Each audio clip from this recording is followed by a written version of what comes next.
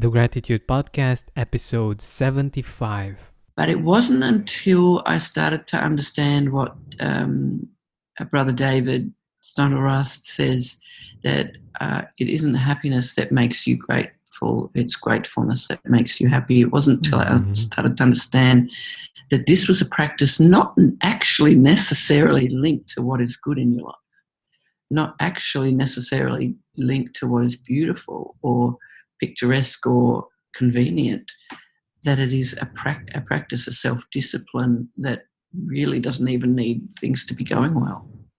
When I started to get that, I started to really get gratitude. Welcome to the Gratitude Podcast on www.georgeandbenta.com, where you'll hear a new story each week that will inspire more gratitude in your own life. Our mission is to inspire 100,000 people to discover how to feel gratitude and live a happy life through the amazing life stories of our successful guests and their actionable tips. And now, the host of our podcast, George and Benta. Hi, Gratitude Seeker. Welcome to a new episode of the Gratitude Podcast. Today, with me, I have Toni Powell, author, speaker, wake-up artist, and gratitude maven. Toni is a passionate inquirer about what makes people tick, why relationships work, and how to maintain happiness. Her interest and extensive research into these areas form the basis of her online gratitude class called the Grateful Life Class. Toni has just released her second book called What a Feeling, a surprising and eye-opening book on relationships, one that unexpectedly guys are loving. Her TEDx talk is called The Power of Words. Her varied background includes parenting 5 children and 3 small businesses, designing and managing large events, award-winning filmmaking, and volunteer work with youth. Hi, Toni. Welcome to the Gratitude Podcast. Thank you for having me.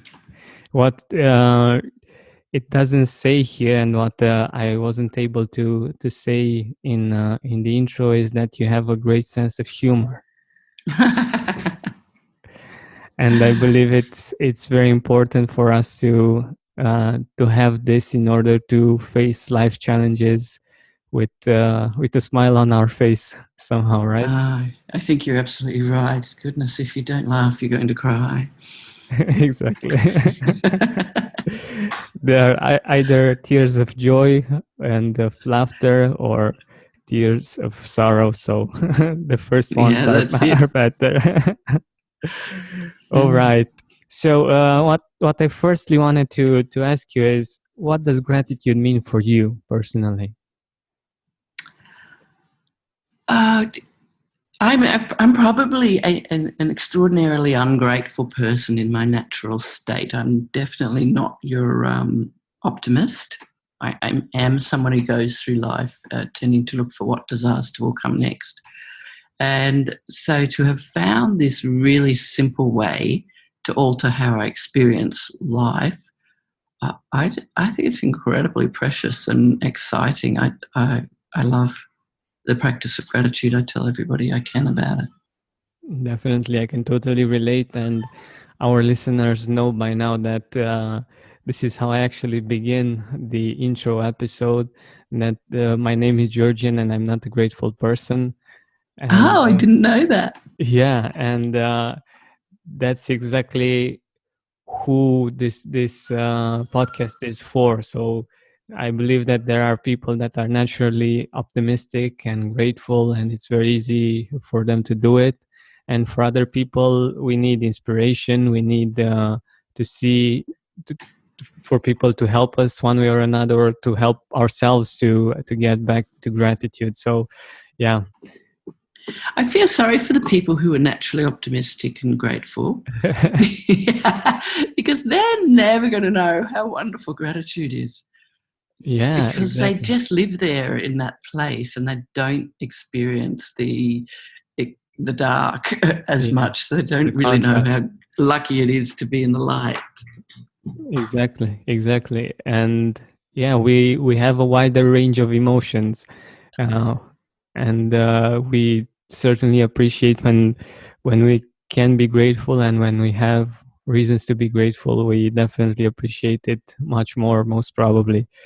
Yeah, I do think so. I do think so. Yeah, I'm actually quite talented at anxiety. I'm especially talented in that area. How do you do that? I've just honed that skill all my life. I'm very good at it. Practicing, right? All your life being practicing and getting better and better. But the Yeah, beautiful part is that we can practice gratitude and get better and better at it as well, right? that is true. I've been. I did a lot of research on gratitude because I was working on a documentary. So I went around when I over to the States because I'm in Australia, and to Canada and interviewed people in Australia as well. We're interviewing many of the world leaders like Meta Ricard and various researchers. And one of the things that I found on that journey, firstly, it was so exciting for me to have come from a place where I didn't really know people who were into gratitude, to find all these people who were into it, but to understand that this was a practice that was studied, but that there were no real long studies on it. So I was speaking to, I went to the Greater Good Science Centre and talked to some of the people there, and one of the things they said is there aren't really any studies on the long-term effects of gratitude, because what I noticed when I first started practicing gratitude was some really significant changes in depression and happiness and how I handled things. But over the years, the more I practiced, then I noticed all these other subtle changes that I didn't notice immediately. Probably it was 18 months before I noticed myself getting a lot kinder.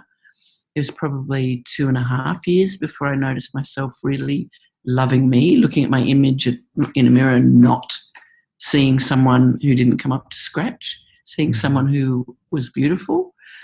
Just things were really slow and grew over time. And there aren't really studies on that existing at the moment, but I think it's a fascinating thing how this keeps evolving in your life. It's not just a one-time change. Exactly. I love this perspective because so I didn't even think about this, and being young and seeing the benefits of shorter term, like a few weeks or a few months, is amazing. And I'm really curious where it can take people and where it can take me, practicing it for years and years. And and indeed the study would be very, very interesting on this. I do really think I'd love to see a study on this, because I think it's quite profound. I just don't think there is anything as transformative as this practice out there. I think it's the bee's knees, and that was the thing I kept getting, that the people who understood gratitude. And I wasn't only interviewing people who understood gratitude. I was also interviewing neuroscientists and people like John Medina, who'd written Brain Rules. So I wasn't only interviewing on gratitude, but when I struck someone who really understood gratitude, especially someone like John Arden, who wrote Rewire Your Brain, I think it's called, who'd been clearly practicing for many, many, many years, he said really profound things like gratitude isn't something you do, it's something you are. And I could see that in time that would be the case, that as you practice, it just gets broader and deeper and more almost magical or something. And those people who understood gratitude spoke about it in such superlatives. Yeah, definitely. It's when you actually live it, I can totally relate. And even though I can't say that I've done this on the long term, like many of the ones you spoke about did, I can totally feel the results already. But do you have a favorite quote on gratitude? Easy, yeah, I do. And it is the quote that turned things around for me, because I was actually very familiar with gratitude. I'd even hilariously spent a few months writing a comedy short film about gratitude while I was really depressed, because I understood it intellectually. Yeah. But it wasn't until I started to understand what Brother David Stoner-Rust says, that it isn't happiness that makes you grateful, it's gratefulness that makes you happy. It wasn't until I started to understand that this was a practice not actually necessarily linked to what is good in your life, not actually necessarily linked to what is beautiful or picturesque or convenient, that it is a practice of self-discipline that really doesn't even need things to be going well. When I started to get that, I started to really get gratitude. Yeah, by the way, when was that moment when, so what happened in that moment when you got to actually experience gratitude, not just the concept intellectually, but actually feeling it, actually experiencing it? I don't remember a particular moment. I do remember that as I started to do this practice, it was a bit like how you get when you fall in love. You know, that, wow, the grass is green. Kind of crazy, lightheaded, in love feeling. I remember going through that phase of like, oh my goodness. And I think that if you're really paying attention to what's going on, you do kind of live in that phase a bit. Mm-hmm. So you didn't have a particular experience, but it was something that happened in time, right?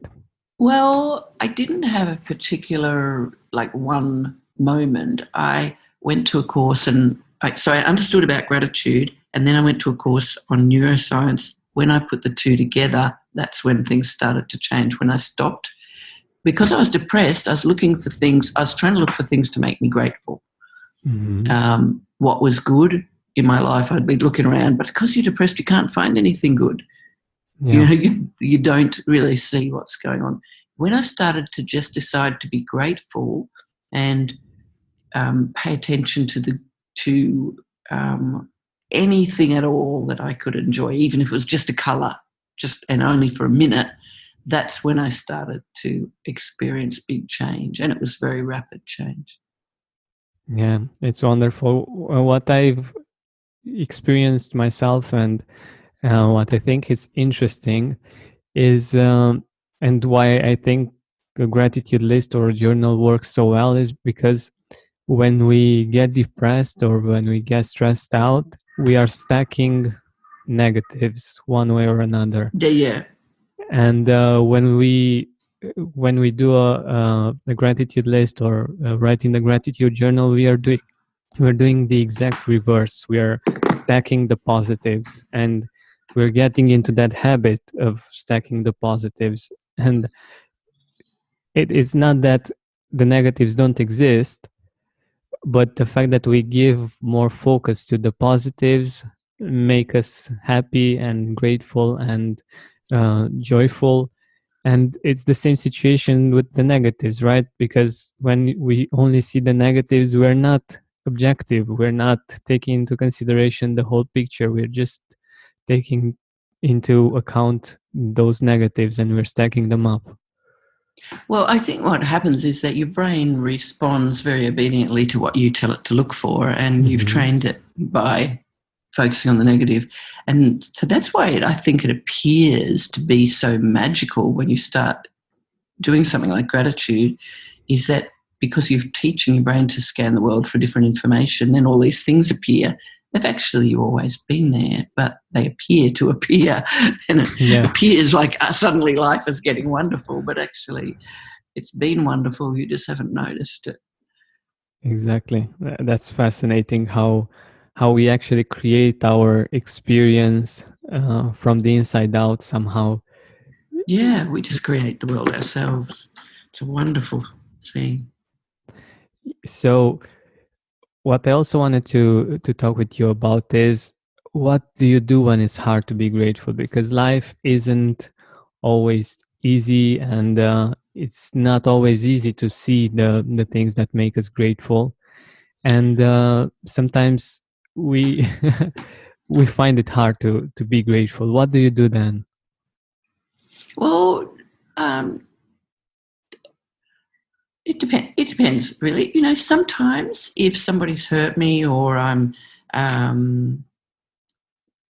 something has gone quite bad, then I will be unhappy for a while and I will deliberately make that choice. I think it is important for us to process information, to process things, to go through hard times, to grieve things, to be angry about things. So I will go through that process.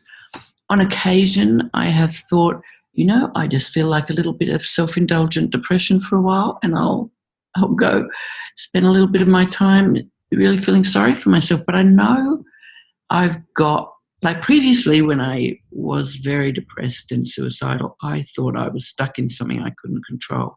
Mm-hmm. Once I discovered gratitude and changed how my brain processed the world, I realised I had the power to choose how I experienced life. So I'll choose sometimes to be depressed and mournful and grieving and whatever. And then I will decide, okay, now I've had enough of that, and I will choose to go back to enjoying life. This So is great. Yeah. I don't always go, oh, I'll just be grateful about that. I don't think that's terribly realistic. I certainly think it's very harmful in terms of telling other people to do that. You know, I would never say to somebody, oh, well, look at how much you've got to be grateful for in the midst of their pain. I think it's very important to experience pain, but pain is not as powerful when you know there's a way out. Exactly. What I love about what you just said is the fact that we, as human beings, we have a huge range of emotions, and by leaving the the so-called negative emotions, we are able to enjoy the positive ones much more. Like Yeah, if you are courageous enough, let's say, to go to -5 on the scale, you can go to +5 as well. In the past, yeah. what I used to do is to get the emotions to, so the negative emotions, to suppress them as much as possible, so they are like -1 or close to 0 or something. But the negative part was that the positive emotions, so I wasn't able to leave the positive emotions as well. Mm. And that's why I believe, and I know from my own experience, that it's better to do like you said, to leave those negative emotions as well. I think the practice of gratitude is, do you remember the film The Karate Kid? Hmm. And he does a wax on, wax off. Do you I remember that? no, that I don't. Oh, okay, there's this film where an old Chinese master tells a young boy he's going to train him to be to do karate, but he gets him polishing cars, waxing the wax on, wax off, put the wax on, put the wax off, and it's this boring, repetitious action that doesn't seem to mean anything to this boy. But later on, when he goes to fight, that is the motion he uses. That that that waxing on and waxing off. It's that action, and suddenly he finds out he's strong. I think gratitude's like that. If you have a practice of gratitude that's regular in your life, you actually don't know what you've got until you need it. Then suddenly you're very strong in the situation that you need it for. Whereas it may not seem necessarily that this practice is doing all that much some of the time, but it's there when you need it. And it's Exactly. created that pathway in your brain that you can get to. But when, like before, when I was depressed, I didn't have alternative pathways to go to. So I couldn't switch out of how I was feeling really easily at all. In fact, I couldn't switch out of it. Once I had a pathway that was different, I could switch as at will. I can go from totally stressed to joy in 30 seconds because I now have that practice that's built a pathway. Exactly, exactly. This is what I always like to tell our listeners, that once you develop this habit, it's so much easier to get back on track. And even though we have valleys, it's much easier to get to the peaks and to enjoy gratitude more often. Mm. And it doesn't mean that you won't have valleys. It doesn't mean that you won't have periods when you might feel down or depressed or something like this. But the fact that you have the tool there, that's always there for you, then that's very powerful. Yeah. But do you have a certain experience that you feel that made you into an even more grateful person? I don't do any of the traditional things that people do with gratitude, practice journaling, writing lists, any of that. My focus, and I think the more transformative focus, is outward thanking others. I think it's a real focus on other people. So my practice is much more to really focus on the people around me and see what they're bringing into my life, and to be mindful and aware of that, and to be communicating to them my thanks. Because I think gratitude is really, really, really, really deeply linked to thanks. And you need someone to thank in order to fulfill that practice. Definitely, I totally agree. And I like to call this the fact that we are blessed enough to be interdependent. The fact that we Yeah, can't do everything ourselves, that we need our other people, and that's why we can experience gratitude, specifically because we need them, because they can do things for us that we cannot do for ourselves. yeah. And that creates actually a beautiful feeling of gratitude, the fact that we're in this together somehow. Yeah, so I like, texting people on my phone, or emailing people, or calling them and just telling them something good about themselves that I appreciate. I find that is really helpful for me, And for them as well. and for them as well. Yeah. Most probably. So did you have like a very low point, so after you've actually discovered gratitude, that you feel it got you out of that certain situation and back on track?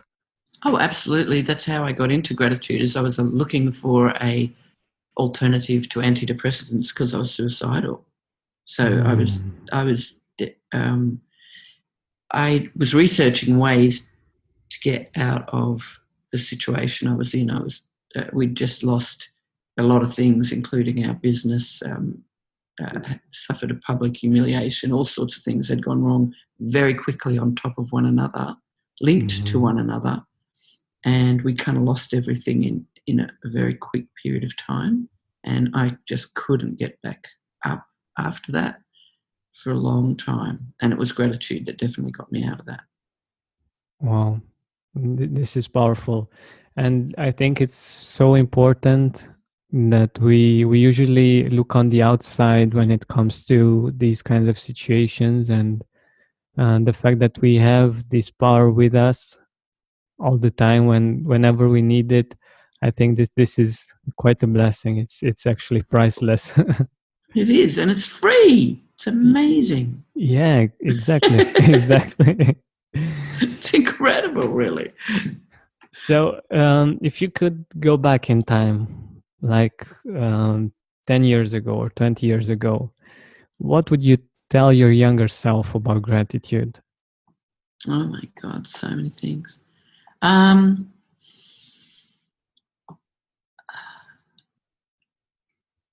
I think one of the things I get, like, there's so many things I'd want to say about that. We could talk about that for a really long time. I guess one of the things that is particularly on my mind at the moment is the enormous focus that young girls have that I didn't have because we didn't have all the social media. The extreme focus on how you look. Hmm. And I remember just being a teenager and in fact all through my life, that being dissatisfied with my body, however it was, or my face or my arms or whatever, always being dissatisfied with how I looked.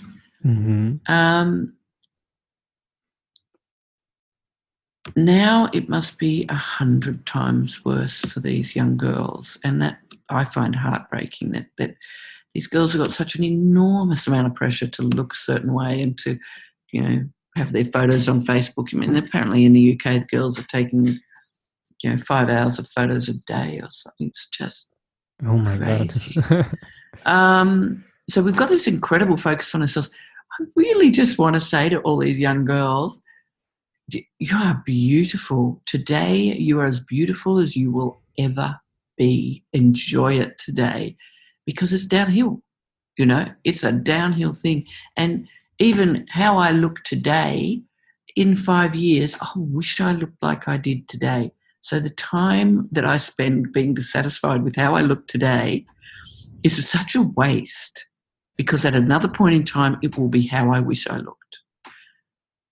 Exactly. Does that make sense? It makes a lot of sense. And I believe it's the same with other areas in our life. It's exactly the same with every area. Yeah, sure. We always think that sometime in the future it's going to be much better, and that we shouldn't appreciate where we are right now. And in fact, when we are in that future, we think about that particular present moment, and we think, wow, it was so great at that point. Yeah. I eventually, I was unable to fund making the documentary I was working on, so I took all the material and the things I'd learned and all the study I'd done over the years and turned it into workshops. There's one online, but I do them in workplaces and schools and public, all sorts of. So there's workshops, and one of the things I really make a big point of in these workshops is that the reason to be, there are two really good reasons to be happy right now. One, that it's all you've got. But the bigger reason, and to me the really motivating reason, is that if we don't actually learn to be happy with what we've got now, we have failed to learn how to be happy. And it doesn't really matter what we get in the future. Every single dream you have can come true, but you will still not be happy. You have to learn to be happy. And you learn that by choosing to do it now. Exactly. I love it. And yeah, so I think it's a really, really important skill to gain, to learn to be happy now, because otherwise you can get every other dream and it won't make any difference to you. And you've all seen it. I mean, we've all seen this. It's very powerful people have this, that, and the other, fame, money, power, whatever, and they're miserable. Exactly. I Having totally your dreams believe in come this. true will not make you happy. Yep. Because it always looks better when it's just a dream than when you actually get there. Because you get there. I like this quote very much. It's wherever you go, you take yourself with you. I know. Quite disappointing sometimes, isn't it? Yeah, but this is the truth, actually. And you take yourself with you, with all of your emotions, all of your fears, all of your habits.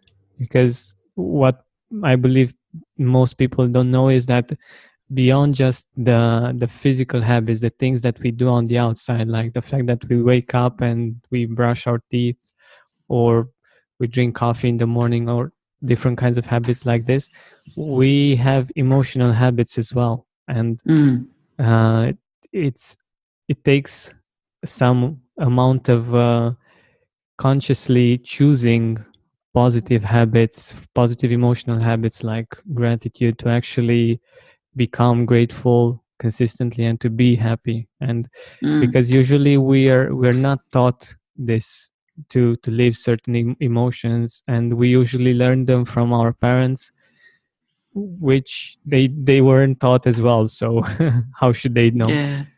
And these habits have enormous impacts on our relationships. Yeah. And we don't understand that we can change that really really easily. That we don't have to put so much pressure on our relationships by complaining all the time.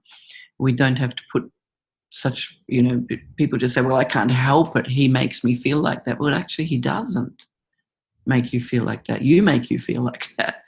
Yeah. We have to take responsibility for how we feel, but we're always trying to put it on somebody else.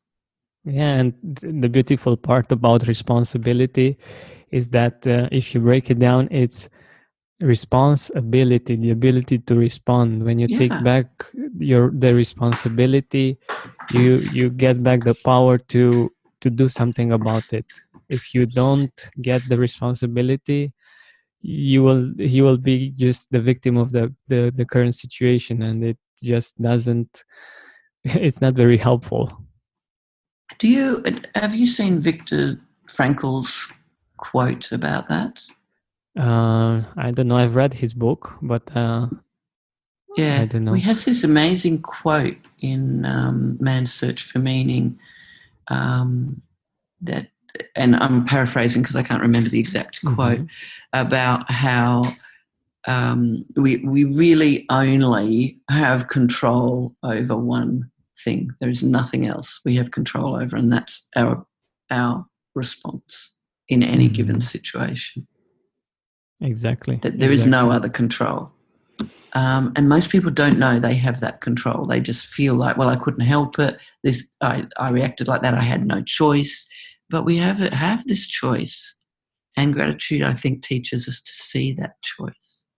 Exactly. And for our listeners that don't know about the book yet, so Viktor Frankl talks about his experience in Auschwitz, in the concentration camps, in the World War, and in those situations, he was one of the few that actually survived and was able to move forward, even though he was treated very badly. It was inhumane, and he was still able to respond differently compared to many others that were there, and that actually got him to survive and to tell the story and to inspire many people with his learning, with his teachings.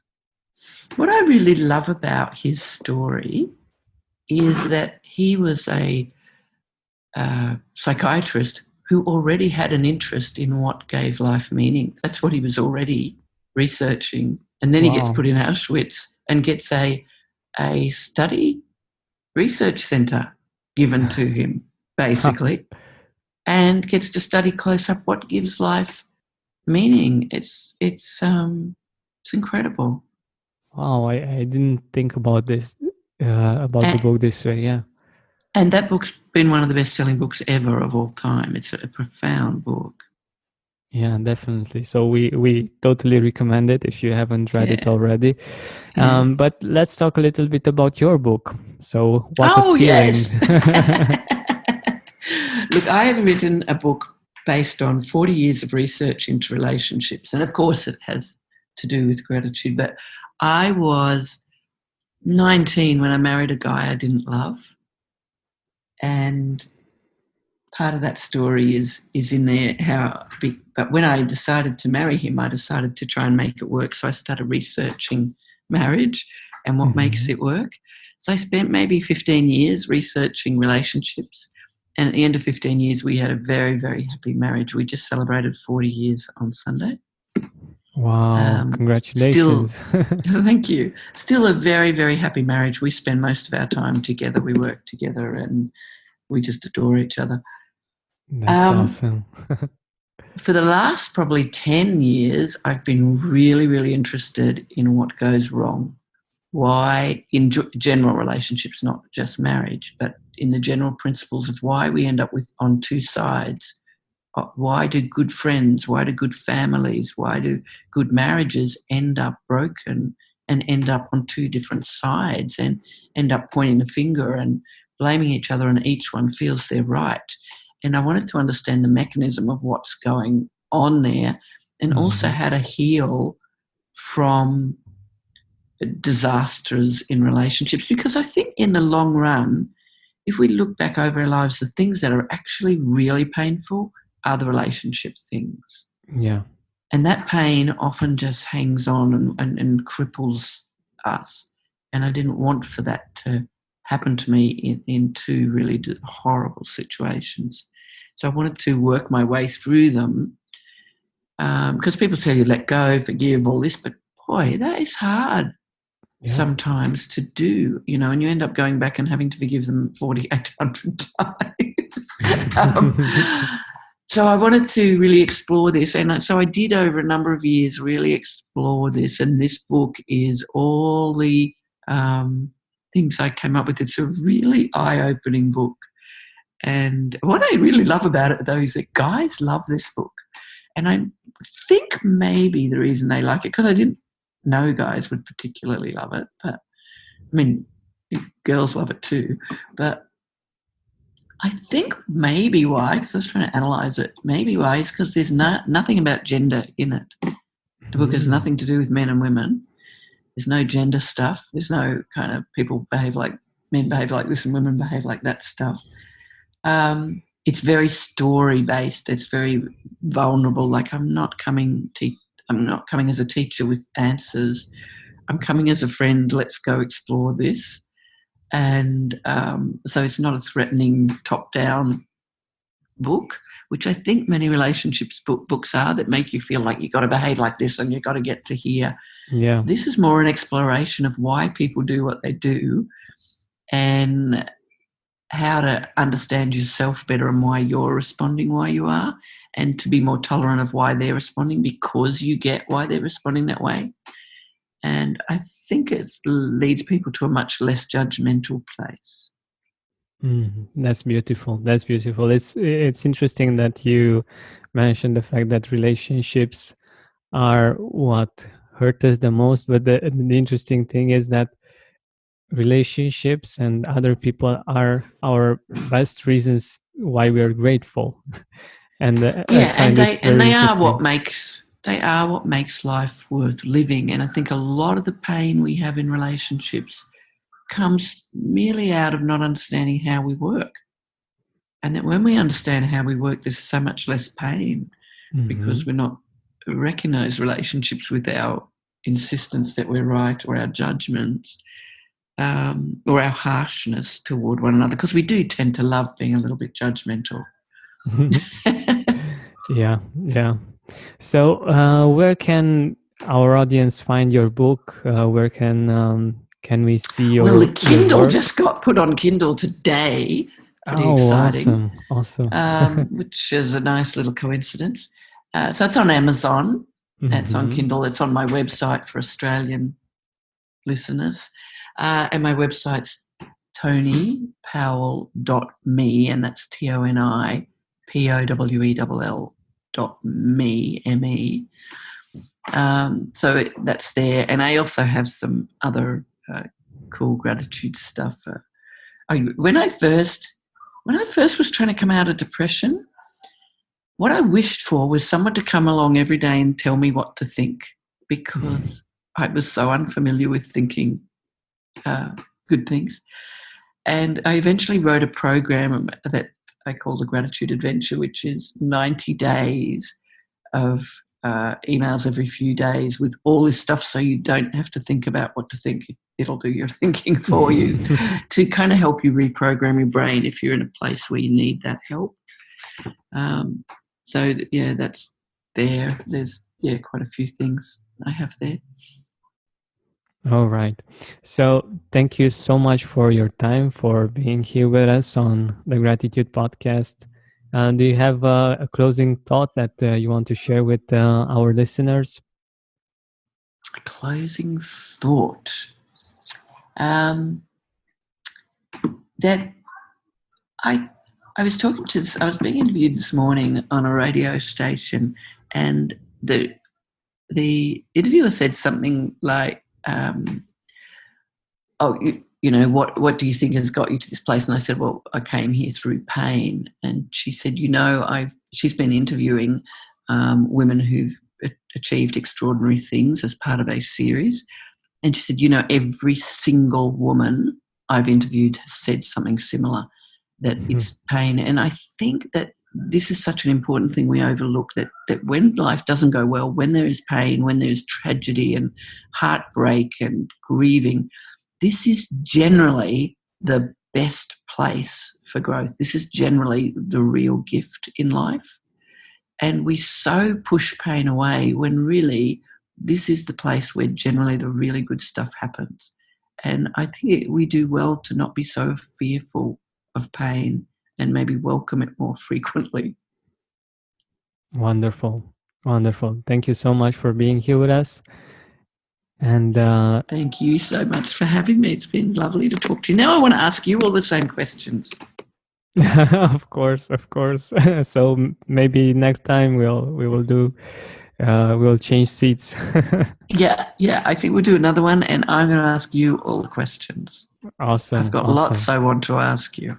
Awesome. All right. Thank you so much for being on the Gratitude Podcast.